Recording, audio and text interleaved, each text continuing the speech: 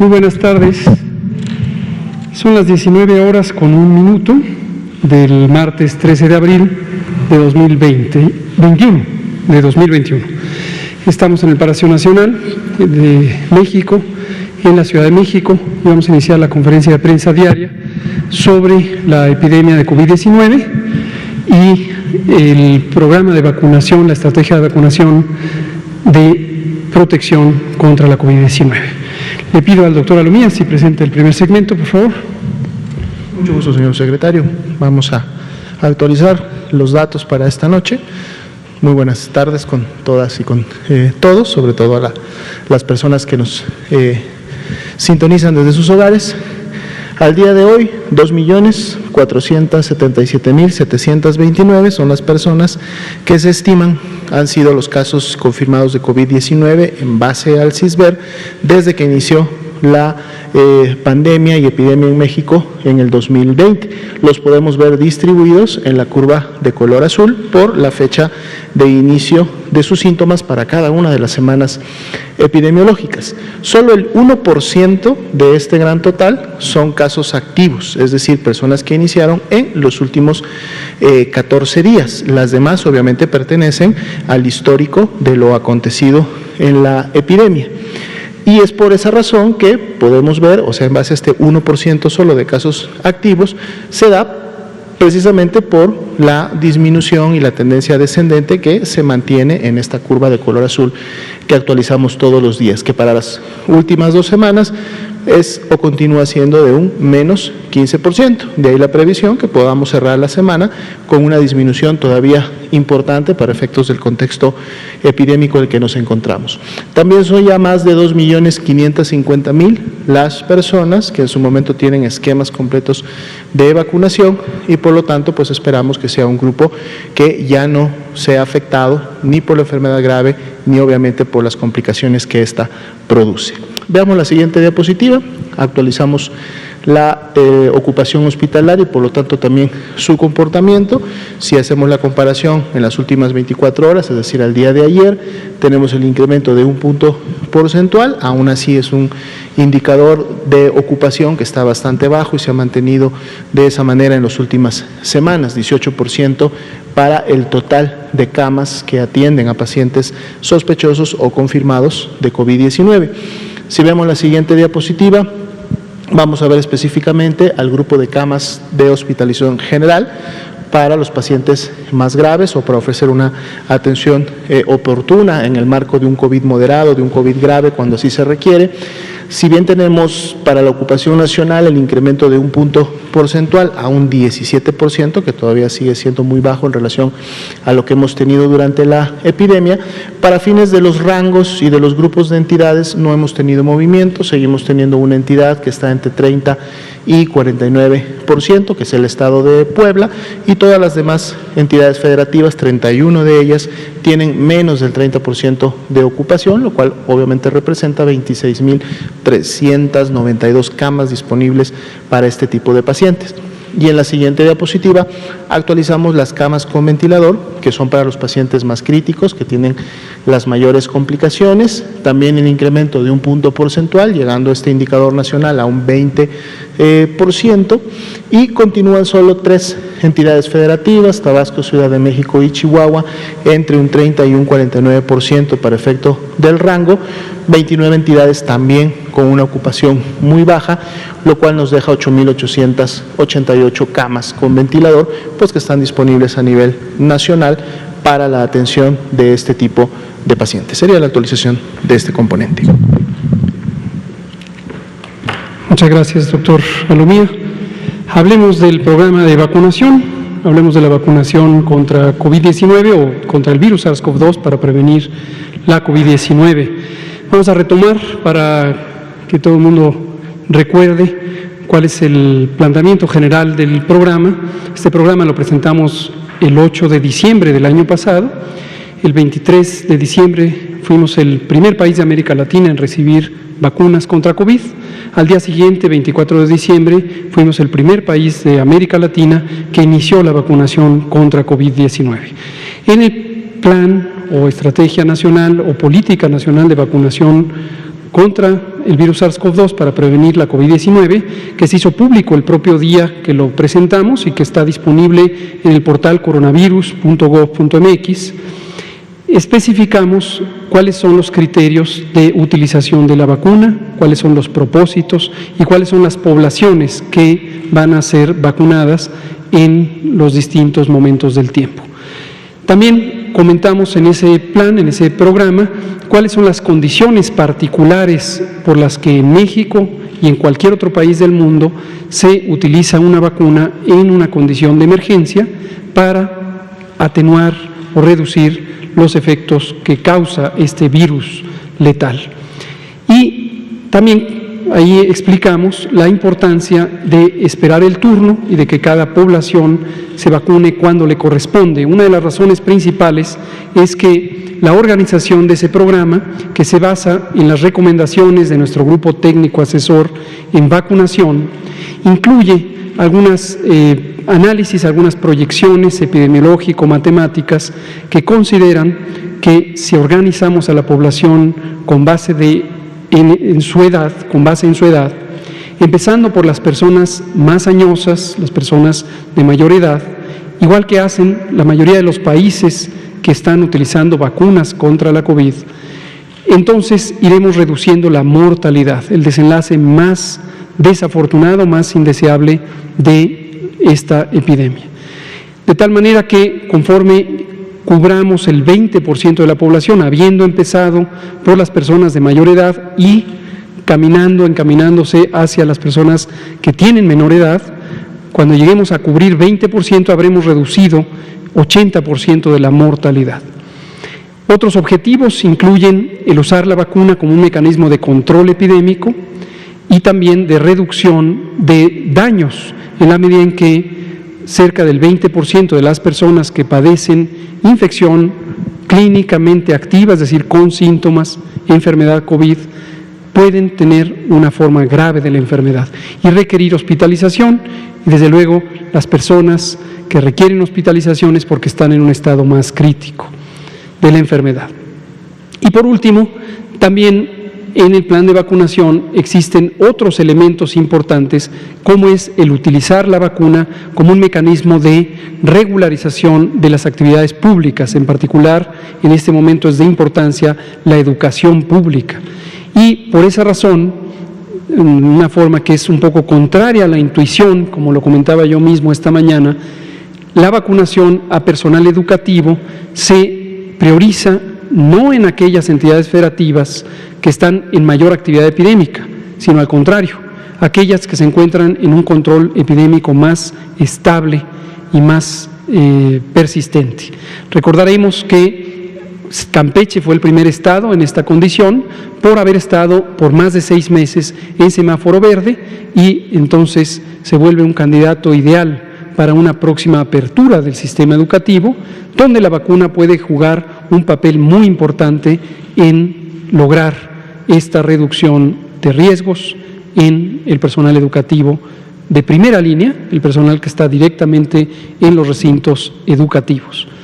Y así, esta mañana anunciamos que emprenderemos la misma tarea en otras entidades que se encuentran también en forma persistente, al menos durante 3 semanas, en una condición de semáforo verde. Y las anunciamos esta mañana. Se trata del estado de Chiapas, el estado de Veracruz, el estado de Tamaulipas, el estado de Coahuila y Nayarit. Son las 5 entidades federativas que a continuación empezarán con la vacunación a personal educativo. Esto empezará el próximo martes 20 de abril, a partir de los embarques que tengamos esta semana, incluyendo los embarques que tendremos el día sábado 17. Ahora, también es muy importante tener presente que el resto del programa de vacunación continúa. Seguiremos vacunando al personal de salud de primera línea, público y privado. Al personal de primera línea, el personal de salud público y privado, no solamente médicas y médicos, sino 11 categorías laborales, enfermeras y enfermeros, inhaloterapeutas, personal de laboratorio, incluso personal de apoyo directo, como son el importante papel que juegan los camilleros en la operación de las unidades clínicas. Y estas personas serán vacunadas en el sector público y en el sector privado, si es que se trata de personal de primera línea, lo cual ha sido definido desde el inicio de este plan de vacunación, en forma análoga a lo que han hecho en otros países. Y desde luego también emprenderemos ya el último tramo de vacunación de las personas adultas mayores. Estamos ya a 83%, nos falta solo 17% de la cobertura, y esta la lograremos también con los embarques que lleguen esta semana, en particular de la vacuna Pfizer, que es la que recibimos en mayor cantidad. Y conforme se vayan liberando las distintas vacunas, van siendo utilizadas en el territorio nacional. Este es un recordatorio panorámico de lo que implica el plan de vacunación en México. Otro recordatorio es, cuando analicen esta gráfica, tomen en cuenta que es una gráfica activa, viva. Esta gráfica se van incorporando datos que en algunas comunidades, por ejemplo en zonas urbanas, se obtienen en tiempo prácticamente real. En el momento en que se vacuna una persona, se registra. Pero en comunidades rurales, donde no existe un acceso facilitado al Internet, entonces es necesario esperar a que se colecten los datos localmente, y cuando se llega a un centro con conectividad, se empiezan a desplazar los datos hacia la plataforma y se actualizan generalmente 24 horas después. Pero también hemos ido actualizando los datos. Note cualquiera que revise todas las gráficas, por eso nos gusta poner todo el material de acceso público, se dará cuenta que han ido cambiando un poco los números. Ya es más raro que cambien los números de fechas muy anteriores, pero de las últimas 2 semanas al menos. Es posible que empecemos a tener un ritmo de información, se los comento para que lo sepan con anticipación, en donde no presentemos ya la cifra de las 16 horas. Esta es la cantidad de vacunas que se pusieron hoy, martes 13 de abril de 2021, hasta las 4 de la tarde. Son casi 400,000, 399,070. Pero a las 9 de la noche tendremos un adicional de información por aquellas unidades que siguieron operando hasta la noche. Hemos visto que en muchos medios toman esta cifra de las 4 de la tarde y ya no la actualizan. Entonces, probablemente a partir de mañana ya no vamos a presentar la cifra de las 4 de la tarde, presentaremos mañana 14 de abril esta misma cifra referida al 13 de abril y actualizaremos con un día de diferencia, para que ustedes tengan la posibilidad de tener la información más completa de cuánto se logró de vacuna en un mismo día. La siguiente, por favor. En forma acumulativa tenemos más de 12 millones de vacunas aplicadas en México, 12.252.769 vacunas de las distintas productos, de las distintas marcas o compañías que fabrican las vacunas contra la COVID-19 y que utilizamos en México. Este número no lo pierdan de vista, siempre lo ponemos por absoluta transparencia, y es el número de dosis que en algún momento pudieran no lograrse aprovechar. Muchas veces es porque de cada vial, de cada ampolleta, botellita que tiene múltiples dosis, ya no se logra completar la última dosis y obviamente no se le puede poner a una persona una cantidad menor a la dosis recomendada, al volumen de líquido, y esa dosis necesariamente se desperdicia, ese fragmento. Pero lo que es impresionante no es eso, sino es la pequeñísima proporción, 0.06% de desperdicio que hemos tenido de vacunas en este programa de vacunación contra COVID. Históricamente, en nuestro programa de vacunación teníamos una gran cantidad de desperdicio, hoy no la tenemos porque lo estamos cuidando muchísimo. La siguiente, por favor. Vámonos más rápido para que nos dé tiempo de recibir las preguntas que hoy martes nos toca por parte del público. Estos números prácticamente no han cambiado porque ahorita hemos avanzado mucho más rápidamente en población adulta mayor, 9.270.216. Gracias. La siguiente, por favor. No han cambiado los eventos asociados a vacunación, no me detengo en ello. La siguiente. Y hemos recibido 16.900.850 dosis de vacuna. Es la misma información que vamos actualizando cuando hay embarques. La siguiente, y por último, el calendario general de llegadas de vacunas. Aquí está, lo presentamos ayer, lo presentó el doctor Alomía y lo estaremos actualizando, pero para que lo tengan para pronta referencia de lo que llegará esta semana. Y tenemos los videos. ¿Me falta diapositiva? El audio. Yo que lo dejamos para mañana. Y vamos a recibir la información. Hoy tenemos las preguntas. Como habíamos comentado el martes pasado, hemos incorporado una nueva modalidad en donde abrimos al público, abrimos a usted la oportunidad que nos da para que nos comparta sus inquietudes y sus comentarios o preguntas, y algunas de ellas son seleccionadas para ser presentadas aquí por ser de amplio interés público. Hoy tenemos 4 videos y 4 audios y vamos a presentar 2 audios y vamos a presentar y responder. Por favor. Tengo algunas dudas de qué medidas son las que se deben de tomar cuando mi hija tenga que regresar a la escuela. Mis preguntas son: ¿cómo debo enviar a mi hija a la escuela cuando tenga que regresar?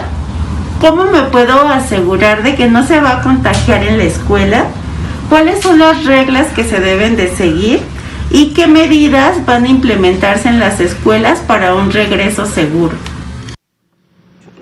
Muchas gracias por la pregunta. La consideramos no solo oportuna, sino anticipada, en la medida en que el retorno a las escuelas ya lo estamos preparando formalmente. Por un lado está el componente de vacunación al personal educativo, también es no solamente maestras y maestros, sino las diversas personas que trabajan en las unidades físicas donde se imparten clases o concurren personas para tener actividades educativas. Este elemento lo que va a facilitar es que las comunidades en general tengan una menor probabilidad de que haya transmisión al interior del plantel. Desde luego, uno podría pensar, pues habría que vacunar a los niños y niñas también, lo cual es lógico pensar, pero como hemos comentado en varias ocasiones, todavía en el mundo entero no está disponible la evidencia científica que demuestre que las vacunas son seguras y eficaces también en poblaciones no adultas. Está demostrado que lo son en poblaciones adultas, pero se tiene que probar científicamente en poblaciones no adultas. Esto es información que se está construyendo a partir de estudios clínicos, algunos de ellos ya están en marcha en otros países del mundo, también en México, y probablemente cerca de agosto, cerca del inicio del siguiente ciclo escolar, ya estará disponible esa información. En el momento en que esté esa información disponible, nos permitirá, si es que se demuestra, como sospechamos que va a ocurrir, que son vacunas seguras y eficaces también para niñas y niños y jóvenes menores de 18 años, nos permitirá programar la vacunación en esa población. Recordar que el programa de vacunación COVID en México es un programa público, gratuito y que además pretende tener cobertura universal, pretende vacunar a todas y todos en el país. Entonces, esos son 2 mecanismos: el vacunar a las personas que imparten las clases, que coordinan el recinto educativo, adultas, pero también en su momento a los escolares, hombres y mujeres. Ahora, existen otras medidas, una serie de medidas que de hecho las definimos conjuntamente la Secretaría de Educación Pública y la Secretaría de Salud desde que se cerraron las escuelas, cosa que ocurrió hace más de un año. El sábado 14 de marzo de 2020, el Consejo Educativo Nacional tomó la decisión por unanimidad de proceder con el cierre de las actividades escolares, cierre temporal. Esto ya ha durado más de un año, pero desde ese momento definimos una serie de protocolos que se sintetizan en 9 medidas fundamentales que tienen que ver con las mismas intervenciones de salud pública que hemos estado conversando a lo largo de toda la epidemia, pero aplicadas específicamente a las escuelas. Estamos próximos a anunciarlas de manera formal al público en la medida en que se empiecen a preparar las actividades de retorno a la escuela. Mañana precisamente tenemos una nueva reunión de trabajo con la secretaria de Educación Pública, la maestra Delfina Gómez, con su equipo de subsecretarios y subsecretaria, y seguiremos refinando estos elementos. Muy probablemente el viernes próximo la maestra Gómez estará en la conferencia matutina, explicará en forma panorámica estas medidas y las seguiremos promocionando a través de los mecanismos institucionales, tanto de educación pública como de salud. Entonces, aquí lo dejo en eso, no quisiera adelantarme a lo que se irá presentando conforme lo precisemos. Por favor.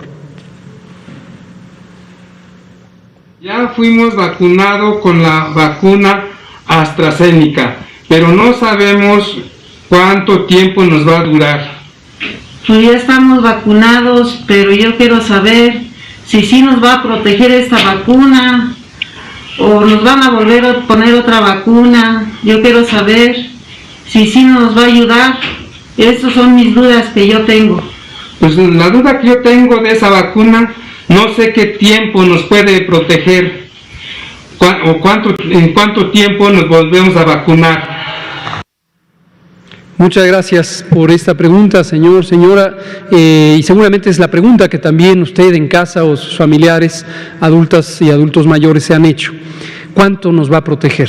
A las personas que ya han sido vacunadas, que en este momento son precisamente en su mayoría personas adultas mayores, esta es una pregunta que es importante de resolver. Ahora, la respuesta científicamente no se conoce del todo, en el sentido de que apenas se han puesto las vacunas y se empezaron a estudiar a mediados del año pasado, en agosto del año pasado. Entonces, la experiencia que se tiene en el mundo para poder responder esta pregunta solo viene de unos pocos meses de uso de la vacuna.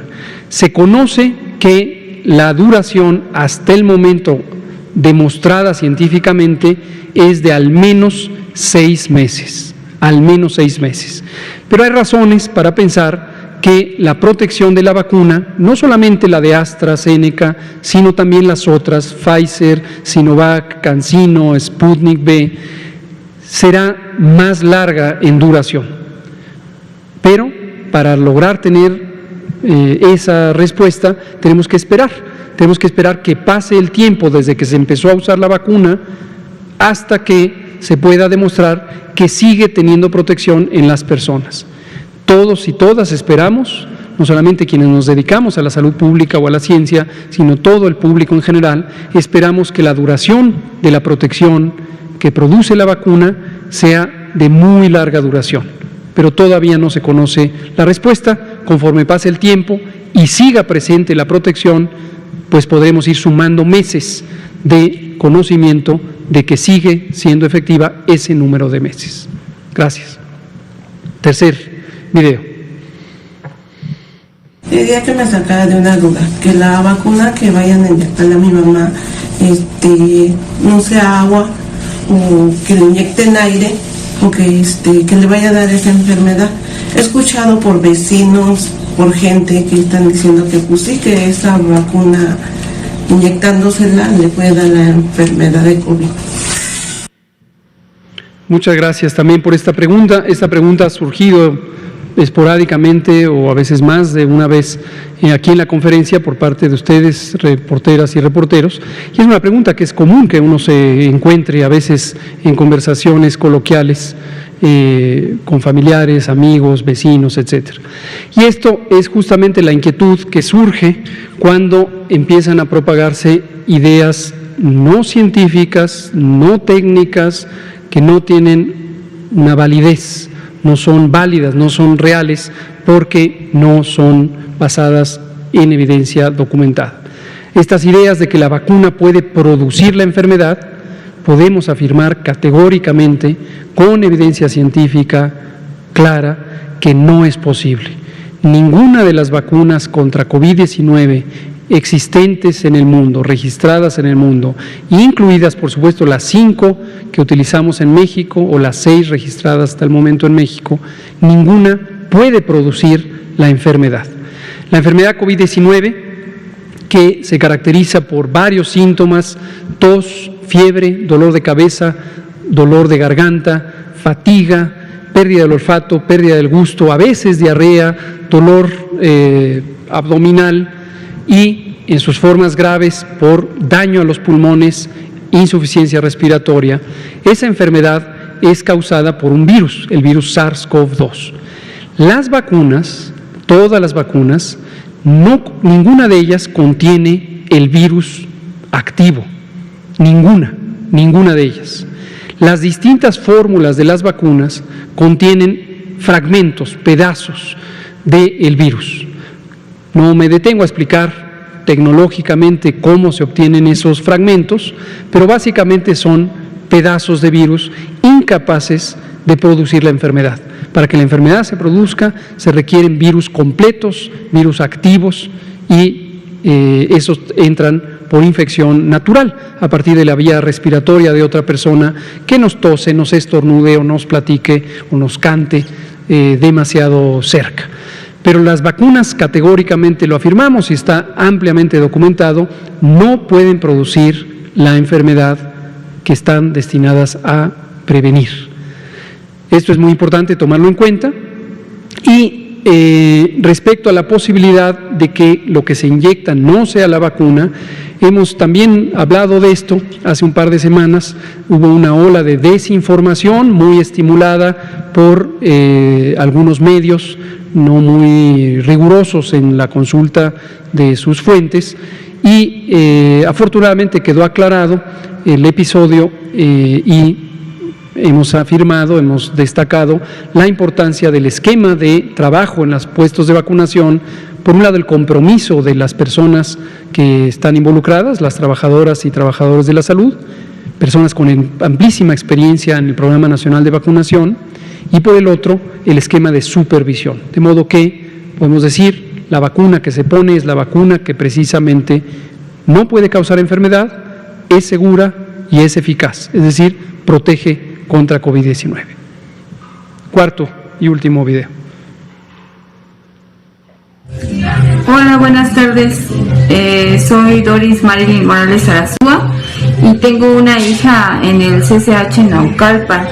Mi pregunta sobre el regreso a clases es en cuanto a qué seguridad tenemos de que saniticen las aulas, de que en el transporte público vayan bien asegurados y de que cuándo le van a poner las vacunas a nuestros hijos, porque si no, pues cómo van a regresar. Muchas gracias, señora Doris. Por la pregunta, se relaciona con la primera pregunta que nos hicieron sobre las garantías de seguridad respecto a la epidemia para aquellas personas, niños, niñas, adolescentes, adultas y adultos que regresan a los ambientes escolares. Es muy importante tener claro que mientras exista la epidemia, existe la posibilidad de que haya infecciones. Entonces, la idea de que se puede garantizar un riesgo cero no es una idea realista, es algo que todos desearíamos, pero definitivamente hay que hablar con transparencia, con claridad. No es realista pensar que el peligro, que el riesgo es cero, como no lo es en este momento, como no lo es para su hija, si salió a visitar un familiar, si salió a la tienda de la esquina, si se reunió con amigas o amigos, si le visitaron en su casa familiares, amigas o amigos o vecinos. En este momento existe la posibilidad, ojalá no sea el caso, que ni su hija ni la hija de nadie se contagie del virus SARS-CoV-2. Respecto al regreso a clases, como comentábamos, a propósito de la primera pregunta, hemos estado trabajando conjuntamente la Secretaría de Salud y la Secretaría de Educación Pública desde el inicio de la epidemia y le hemos dado seguimiento a la actualización de los distintos protocolos de seguridad sanitaria. Estos protocolos incluyen diversas actividades, algunas tienen que ver con la preparación de los recintos físicos, la segmentación, la fragmentación de los grupos, el espaciamiento de las mesas o los pupitres que se utilicen o las sillas, los turnos para ocupar esa infraestructura física, la disponibilidad de los mecanismos para poderse lavar las manos o utilizar gel, alcohol, sanitizante y también efectivamente la sanitización o desinfección de los espacios físicos. Todas estas actividades están contempladas y justo la preparación antes de que abran los recintos escolares está encaminada a que todo el personal responsable de los recintos educativos tenga conocimiento de estos protocolos, los instrumente y las comunidades de familias, de madres y padres de familias estén activa y estrechamente involucradas en este proceso a través de grupos o comités de salud en el ambiente escolar que también se contempla en los protocolos, se establezcan para poder dar seguimiento, no solo el día que abran las escuelas, sino a lo largo de las siguientes semanas y meses que será necesario. Vamos ahora con 2 audios, videos más. Perfecto, adelante, por favor. Cuando sea momento de vacunar al resto de la población, hablando de las personas de 40 años para abajo, ¿existe la posibilidad de que la vacuna pueda ser aplicada en sus trabajos? En su trabajo, por ejemplo, no sé, en el caso de la influenza, a mí me la han aplicado en el trabajo. Muchas gracias, Jennifer Villar. Ya veremos en su momento cuál es la logística más conveniente para la aplicación de las vacunas en los otros segmentos de edad. Ahorita, en personas de 60 años y más, establecimos una logística basada en las brigadas Correcaminos y utilizamos diversos recintos, algunos servicios de salud, instalaciones militares y navales, plazas públicas, etcétera. Escuelas mismas también se utilizaron como espacios propicios para vacunar por las características de esa población. En el caso de la población de 50 a 60, quizá usemos la misma modalidad y ya veremos en su momento, cuando llegue el turno a personas de 40 y más, cuál es la modalidad más funcional, más atractiva, que facilite que todas y todos tengan la vacuna. Gracias. Por favor. ¿Qué recomendaciones tiene usted para los lugares donde no se pueden seguir las medidas de sana distancia? Por ejemplo, la hora pico en el metro. Muchas gracias. Muchas gracias, Sandra Morales. Este es algo que hemos dicho repetidamente. En los espacios públicos cerrados, confinados, limitados en distancia entre una y otra persona, es donde resulta más útil el uso del cubrebocas. El cubrebocas, como venimos diciendo por meses, y lo seguimos diciendo en la medida en que está así conocido, es un elemento auxiliar de la prevención cuyo propósito fundamental, cuyo uso fundamental es evitar que la persona que lo porta expulse la materia líquida, gotas, gotitas, gotículas que pueden portar el virus. No está claro que la eficacia o la efectividad del cubrebocas sea suficientemente alta para evitar que la persona que lo porta reciba esos aerosoles, gotas, gotículas, por varias razones, entre otras, porque si los ojos quedan descubiertos, los ojos pueden recibir ese material líquido contaminado con el virus SARS-CoV-2. Lo segundo, la mayoría de los cubrebocas de uso convencional no tienen ni el sellado ni la densidad de la tela necesarias para filtrar las partículas. Sí lo tienen los cubrebocas N95, que son los que precisamente se usan en las unidades clínicas. Pero reiteramos, el cubrebocas, entre más personas lo utilicen, preferentemente todas y todos, en los espacios públicos cerrados es donde logra su mayor efectividad. Yo me lo pongo para proteger a todas las demás personas, en la medida en que puede ser que una persona no sepa en qué momento empezó a ser infectante. Un audio. Hola, buenas noches. Mi nombre es Belén Córdoba y tengo una pregunta. En el caso del presidente Alberto Fernández, que se infectó por COVID de forma leve y había completado su esquema de vacunación, ¿es posible que se pueda reinfectar y, de ser así, nuevamente tenga COVID no grave? Muchas gracias, Belén. El caso del presidente de Argentina, Alberto Fernández, quien es muy respetado y querido por el gobierno de México, justo ilustró una pregunta de carácter general. Blanca Valadez, de Milenio, aquí presente, nos había formulado esta pregunta precisamente a los pocos días que enfermó el presidente Fernández. Y la respuesta es la misma que dimos en su momento, con mucho gusto la volvemos a dar. Las vacunas contra COVID, en general, tienen una eficacia alta, es decir, reducen en un amplio porcentaje la probabilidad de que las personas se infecten del virus y padezcan enfermedad. Pero su eficacia es aún mayor en la mayoría de los casos, incluida la vacuna Sputnik V, que es la que se le puso al presidente Alberto Fernández de Argentina. La protección contra enfermedad grave es la más alta, es 100%. Entonces, todavía puede ocurrir, dado que la protección contra enfermedad leve no es del 100%, que una persona, con todo respeto, utilicemos el ejemplo que se nos pone a disposición del presidente Fernández, presente infección, presente enfermedad, pero sea enfermedad leve. Pero lo que definitivamente la vacuna le está protegiendo al 100% es que evolucione a tener enfermedad grave. Por eso es tan importante la vacuna contra COVID, cualquiera de las que están a disposición en México o en el mundo. Y aprovechamos para mandarle un saludo al presidente Fernández, si es que en algún momento escucha esta información, y tenemos conocimiento que justamente tuvo enfermedad mínima, casi inaparente, y se encuentra ya en un proceso avanzado de recuperación. Otro audio. Buenas tardes, mi nombre es María Reséndiz. Tengo dos preguntas. La primera es, ¿pueden combinarse las marcas de las vacunas? Por ejemplo, ¿puedo aplicarme una dosis de Pfizer y después una dosis de Sinovac? Y la segunda es, ¿qué parámetros o fundamentos se tomaron para traer a México la vacuna de AstraZeneca? Si en Europa se suspendió su uso porque no era seguro para la población. Gracias. Muchas gracias, María Reséndiz, por hacernos una pregunta que también se ha hecho repetidamente. Son dos, de hecho. La primera es si se pueden combinar las vacunas.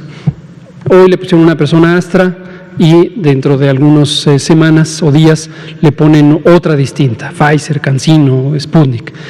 La respuesta hasta el momento es no.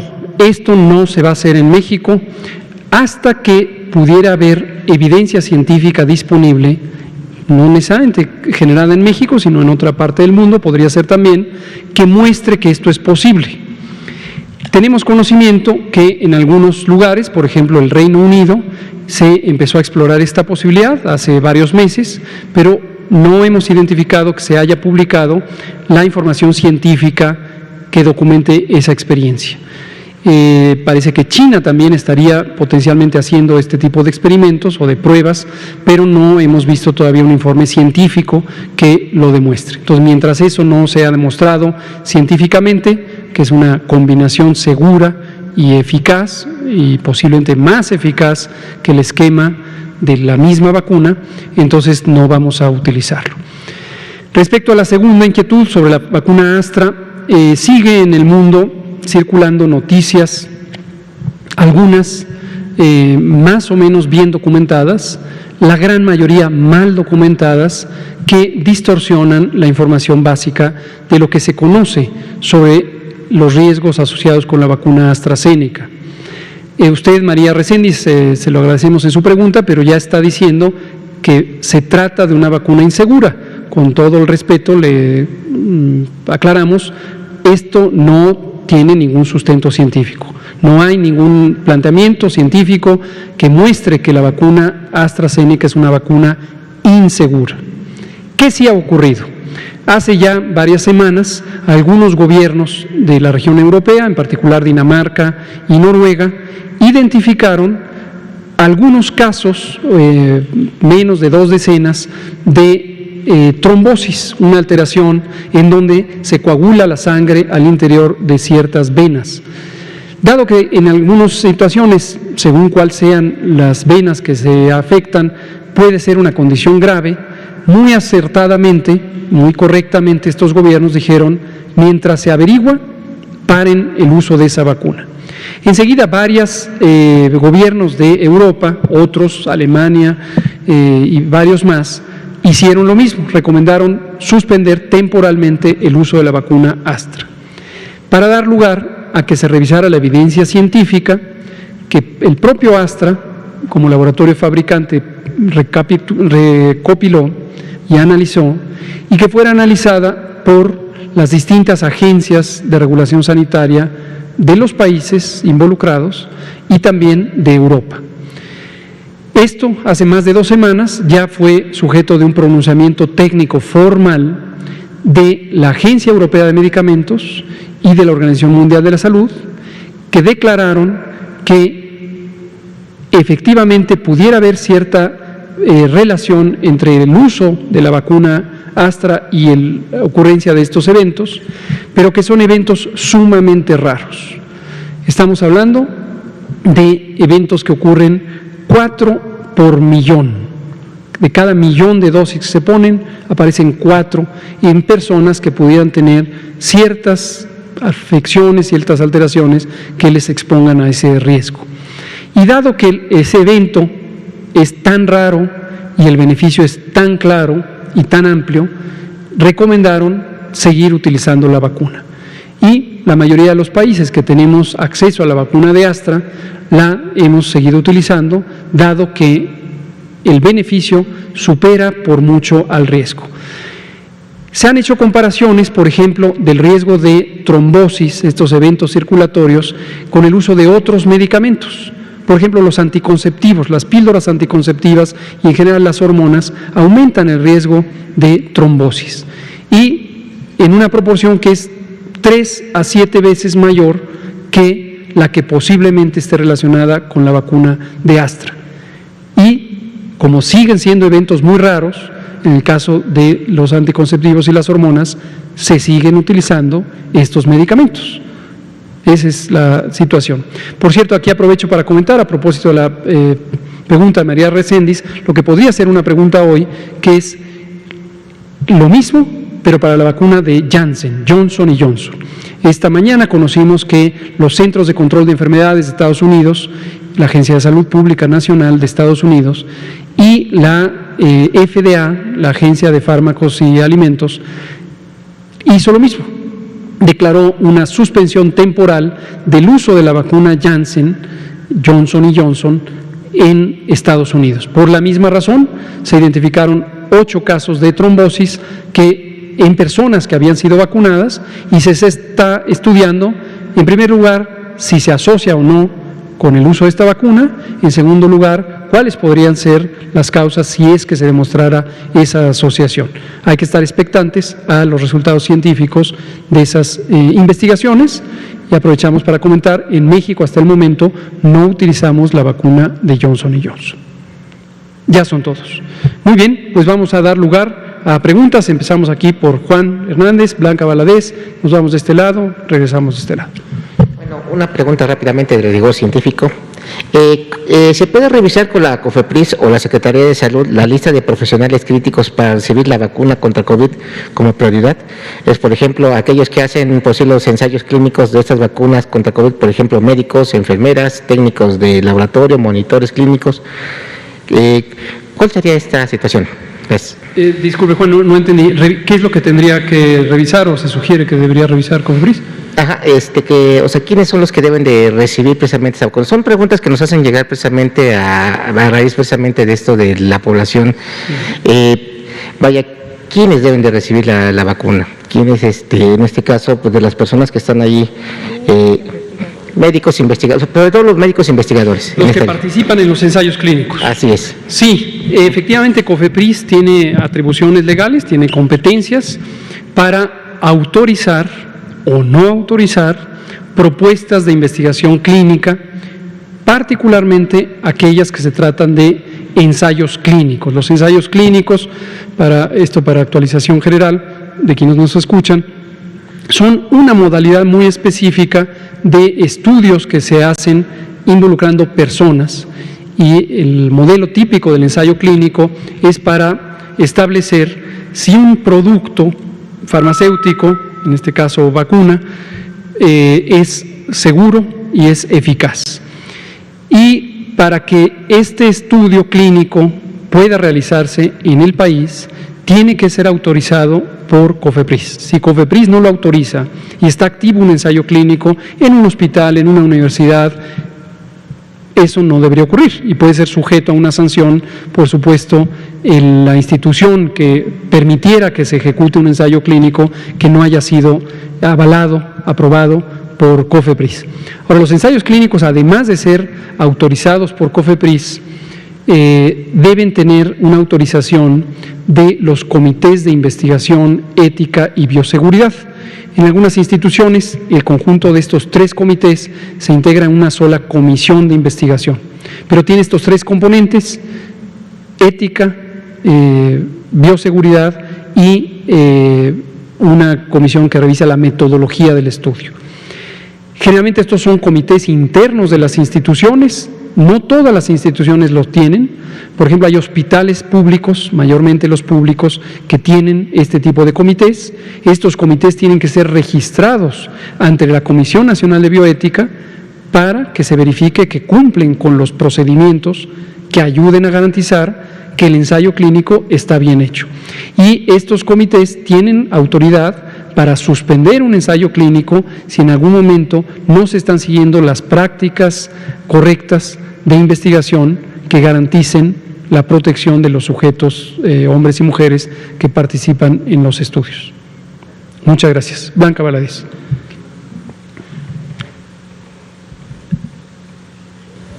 Muy buenas noches a ambos. Doctor, sobre la vacuna Patria, a finales de año, en apariencia o todo, de acuerdo al esquema, estaríamos ya casi todos vacunados.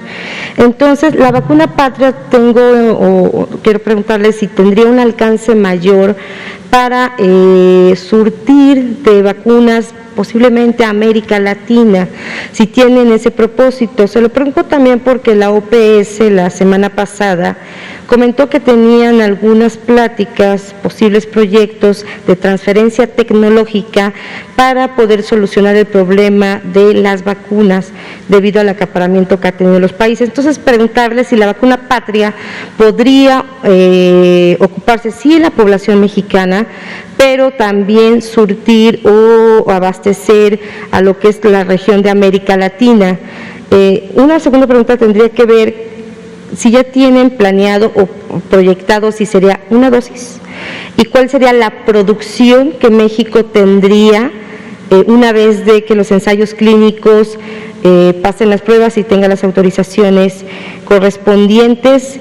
Y también preguntarle ¿cuándo o cómo va a ser el mecanismo para que las personas de 50 años y más, como se anunció en esta mañana, se inscriban? ¿Sería en la misma plataforma Mi Vacuna o van a ser a través de las instituciones? Porque estamos hablando de una población muy grande ya, ¿no? Y si me permite, ya no sería una última pregunta. Con mucho gusto, Blanca. Muy importantes las preguntas que hace. Punto de referencia para quien no vio la conferencia matutina de hoy, martes 13 de abril de 2021. Esta mañana tuvimos el gusto y el privilegio de escuchar a la doctora María Elena Álvarez Builla Roses, directora general del CONACYT, del Consejo Nacional de Ciencia y Tecnología, presentar los avances del desarrollo de una vacuna contra COVID-19 mexicana. Esta vacuna se llama Patria, el proyecto se anunció desde el inicio con este nombre, Patria, y se trata de una vacuna que representa una importante innovación científica y tecnológica de origen mexicano. El proyecto está impulsado por CONACYT, está financiado por CONACYT y también en asociación con una empresa mexicana, Avimex, que fabrica normalmente vacunas de uso veterinario desde hace muchos años y que, dadas sus capacidades técnicas y tecnológicas y científicas, ha podido establecer ya plantas de producción independientes, esto debe quedar sumamente claro, independientes de la producción de vacunas veterinarias para producir las vacunas humanas.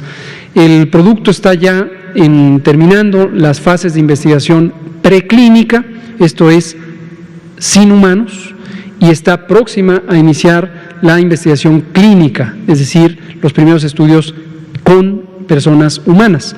Como en todos los casos de las demás vacunas, se tienen que cubrir las fases, fase 1, fase 2, fase 3. La fase 1 es con muy poquitas personas, a lo mejor estamos hablando de unas 50, 60 personas, y el objetivo es evaluar la seguridad, una vez que se demostró seguridad ya en modelos animales.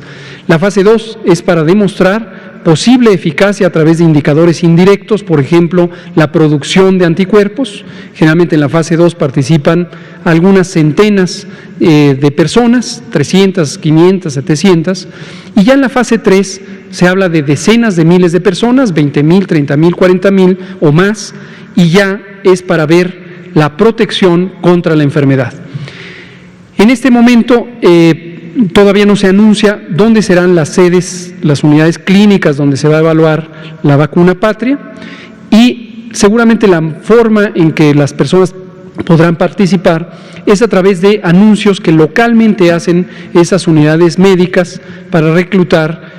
Típicamente participan familiares de pacientes o conocidos que se enteran y van.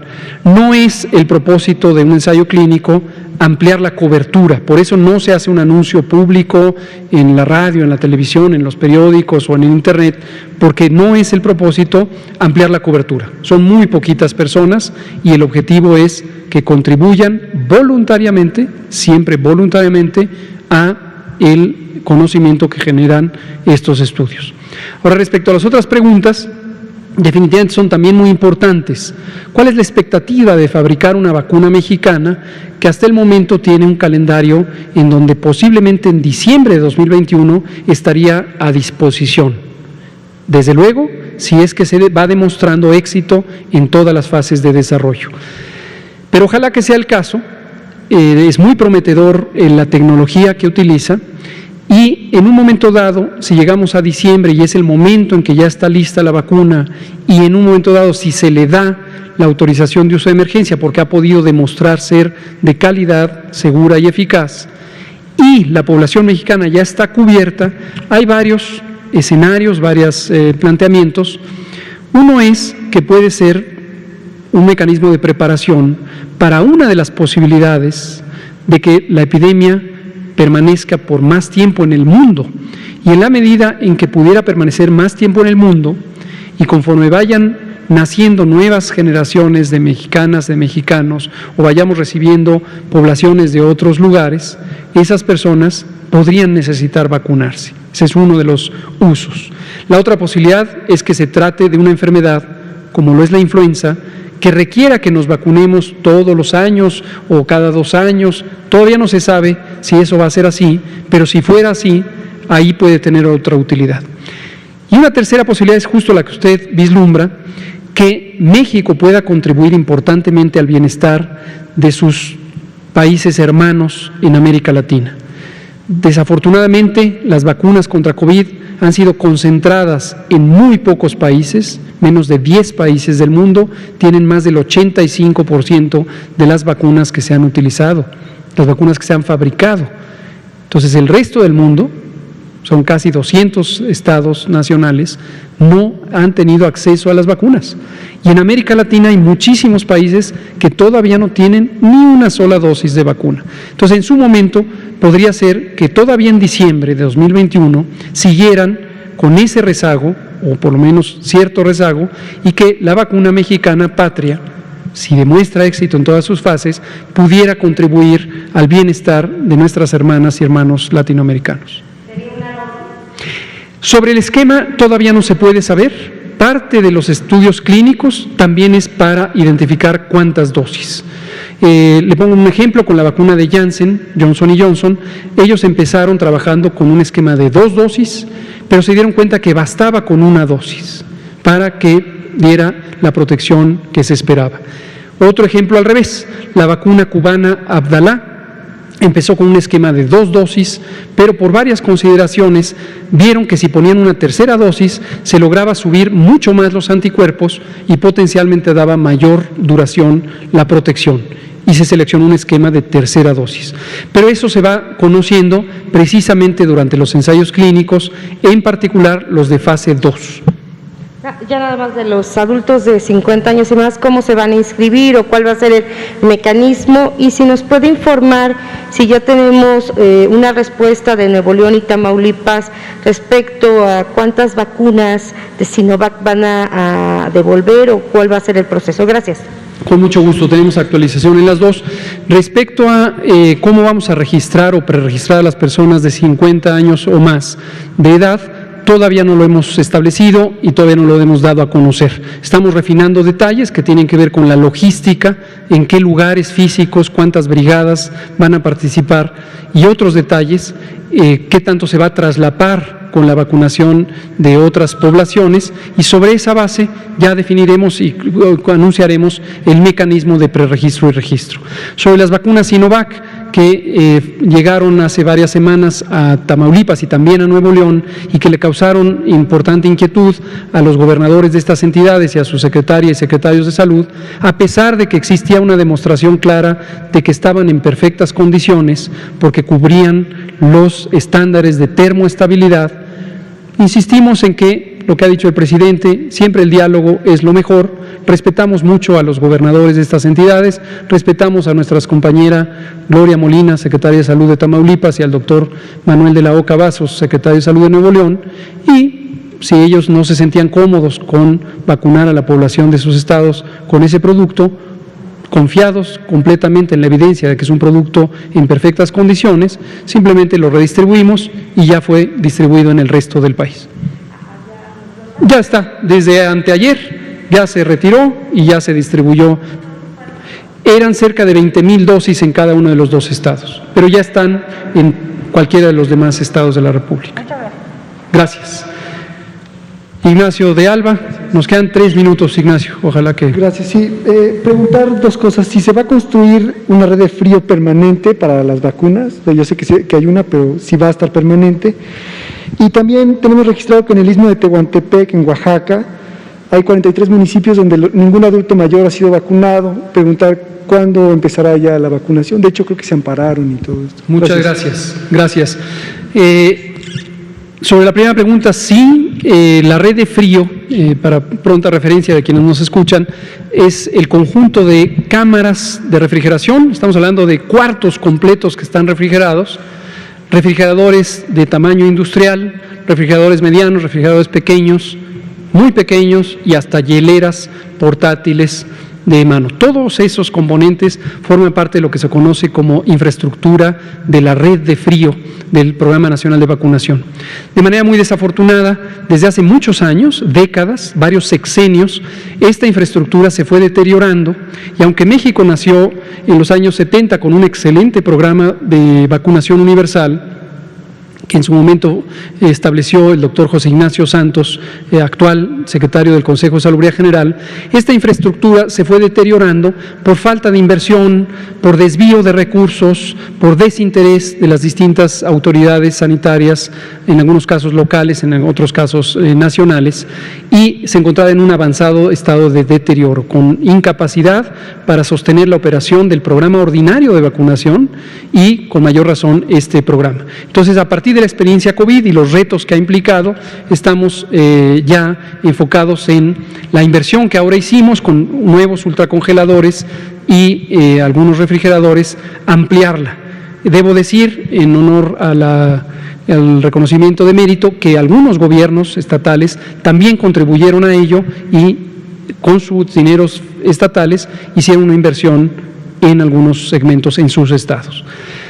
Sobre la última pregunta, tiene 2 implicaciones. La respuesta directa, efectivamente en Oaxaca tenemos todavía varios municipios pendientes y serán vacunadas las personas adultas mayores a lo largo de esta semana y la siguiente. Ahí es donde culminaremos ya con toda la vacunación de personas adultas mayores. Y respecto a lo que dice de amparos, efectivamente hemos visto que crecientemente existe esta idea, posiblemente fomentada a veces por otros intereses distintos a la salud, de pensar que la solución es establecer un litigio, lo que se llama a veces judicializar el derecho de protección a la salud, como si fuera un mecanismo más seguro o más rápido de obtener algún mecanismo de protección.